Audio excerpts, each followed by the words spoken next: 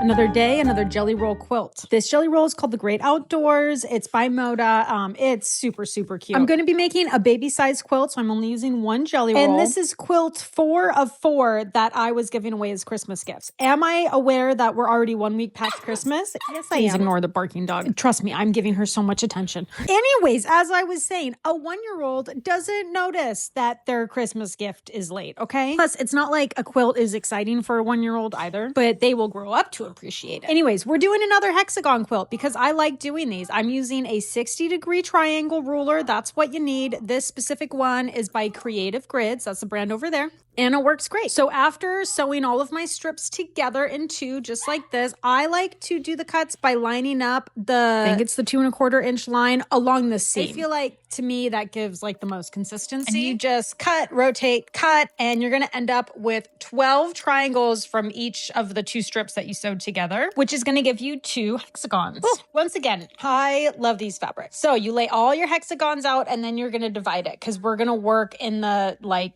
3 and 3 triangles. This is word salad at this point, but you basically just sew the 3 triangles together. So I'm going to start with these first 2 triangles here. I take my time to match up the seams.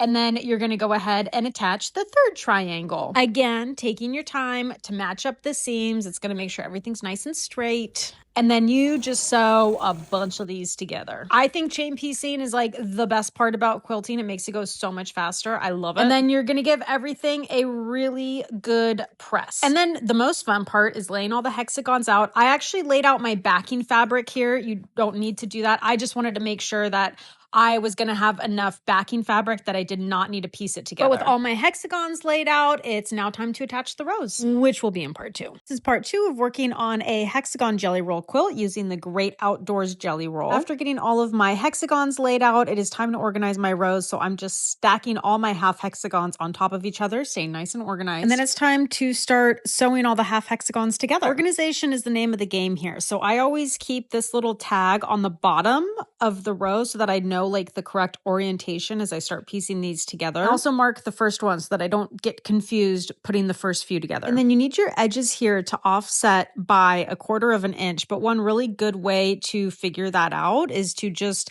kind of fold your seams open like this and make sure that those triangle ends are the same way. That's going to make sure that everything works up evenly as you're piecing the rows together. And if you ironed those seams open, you wouldn't need to worry about it. The step's a little bit easier. But here's how you do it if you did press those seams flat the same way I did. Yes, I know I kind of mix pressing the seams open and close. This seems to really upset people. Sorry, it's working for me. And then basically you can see here that it's mostly straightish with the hexagon. So that's why you need to offset those corners a little bit, and then you'll get nice and straight rows, and you just keep doing this. You can see I'm going just one at a time again because I don't want to mess anything up. But once you have all of your rows completed, you got to go back to the ironing board. Again, here I am pressing my seams to the side. I am alternating which direction I'm pressing them for each row so that I can nest those seams. And here are all of my rows laid out. I didn't make any mistakes this time, so that was really nice.